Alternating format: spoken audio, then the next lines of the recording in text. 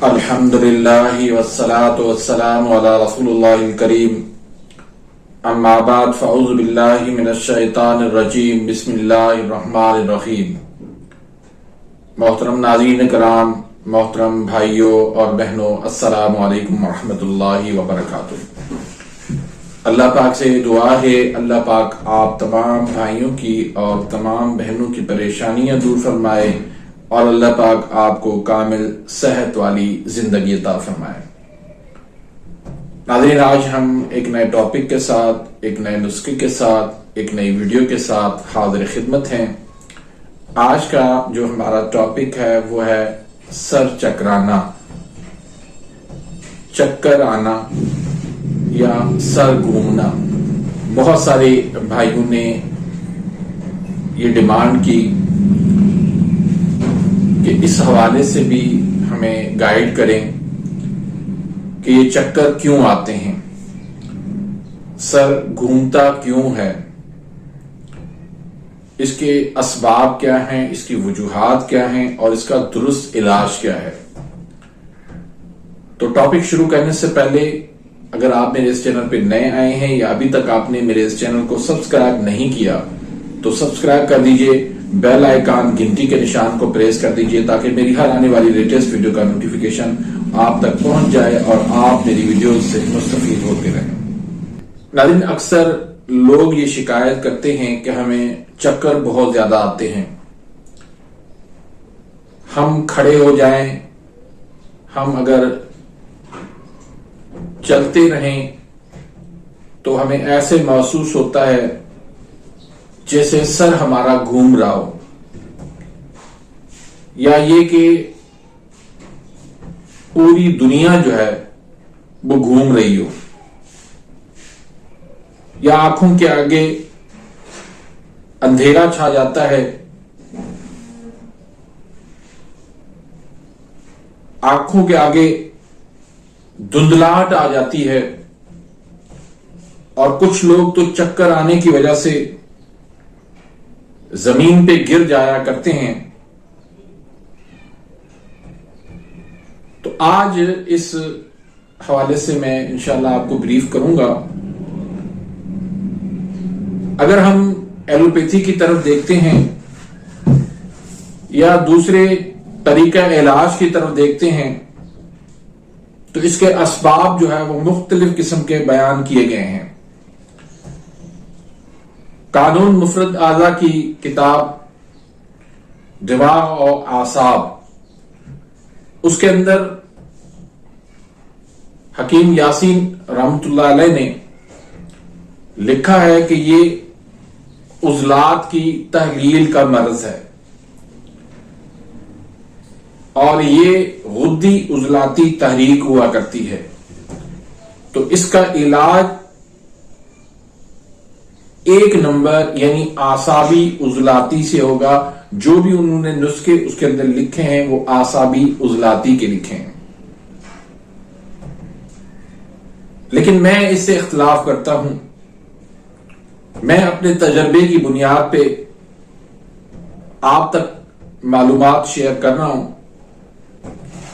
آپ خود بھی اس کے بارے میں تحقیق کر سکتے ہیں، آپ خود بھی اپنے مریضوں کو چیک کر سکتے ہیں، آپ خود بھی مریضوں کی تشخیص کر کے اس کی نبض دیکھ کے کسی نتیجے پہ پہنچ سکتے ہیں۔ لیکن میں جس نتیجے پہ پہنچا ہوں، میں نے جو خود دیکھے ہیں، اس حوالے سے میں آپ کو بریف کر رہا ہوں کہ یہ جو چکر آنے کی وجوہات ہیں ان میں سب سے بڑی وجہ دماغ اور اعصاب پہ سوزش ہوا کرتی ہے۔ جب دماغ اور اعصاب پہ سوزش ہو، جب ٹینشن، تفکیر سے، ڈپریشن سے دماغ کے اوپر بہت زیادہ پریشر ہو تو اس وقت چکر آیا کرتے ہیں، اور یہ تحریک یا تو اعصابی عضلاتی ہوتی ہے یا بعض صورتوں کے اندر عضلاتی اعصابی نامکمل تحریک ہوا کرتی ہے۔ میرے پاس ایسے بے شمار مریض آئے، میں نے ان کے اندر دیکھا کہ وہ ڈپریشن کے مریض تھے، وہ تبخیر معدہ کے مریض تھے، وہ ری گیس کے مریض تھے۔ جب ان کا میں نے وہ علاج کیا تو اللہ پاک نے ان کو شفا عطا فرمائی۔ خون کی کمی سے بھی چکر آ سکتے ہیں، ڈپریشن سے بھی آ سکتے ہیں، تبخیر معدہ سے بھی آ سکتے ہیں، ری گیس کی وجہ سے بھی آ سکتے ہیں، دماغ میں رسولی کی وجہ سے بھی آ سکتے ہیں۔ اس طرح بے شمار اسباب اس کے ہو سکتے ہیں، لیکن میں نے سادہ لفظوں میں آپ کو ایک کاز بتائی ہے، ایک وجہ بتائی ہے جس کی وجہ سے یہ تمام مسائل ہو سکتے ہیں، اور وہ ہے دماغ اور اعصاب پہ سوزش۔ اور وہ سوزش کب ہوتی ہے؟ یہ سوزش ہوتی ہے اعصابی عضلاتی تحریک، یا پھر بعض صورتوں کے اندر عضلاتی اعصابی نامکمل تحریک ہوتی ہے۔ جب رطوبات کی زیادتی ہو جاتی ہے، جب جسم کے اندر الکلائن بلغم کی زیادتی ہو جاتی ہے تو پھر چکر آیا کرتے ہیں۔ پھر وہ خون کی کمی بھی ہو سکتی ہے، پھر اس میں کولیسٹرول کی زیادتی بھی ہو سکتی ہے، اس میں موٹاپا بھی ہو سکتا ہے، اس میں ٹرائیگلیسرائڈ کی زیادتی بھی ہو سکتی ہے، اس میں پتے میں پتھریاں بھی ہو سکتی ہیں، اس میں شوگر بھی ہو سکتی ہے۔ اس طرح بے شمار اس میں مسائل آ سکتے ہیں، لیکن مین جو وجہ ہے وہ دماغ اور اعصاب پہ سوزش ہوتی ہے، تبخیر معدہ ہوتا ہے، ڈپریشن ہوتا ہے، ری گیس کا مسئلہ ہوتا ہے، اس وجہ سے چکر آ رہے ہوتے ہیں۔ تو اس کے لیے سب سے پہلی بات تو یہ ہے، وہ چیزیں جو ری گیس پیدا کرتی ہیں، جو تبخیر پیدا کرتی ہیں، وہ چیزیں آپ نے بند کرنی ہیں۔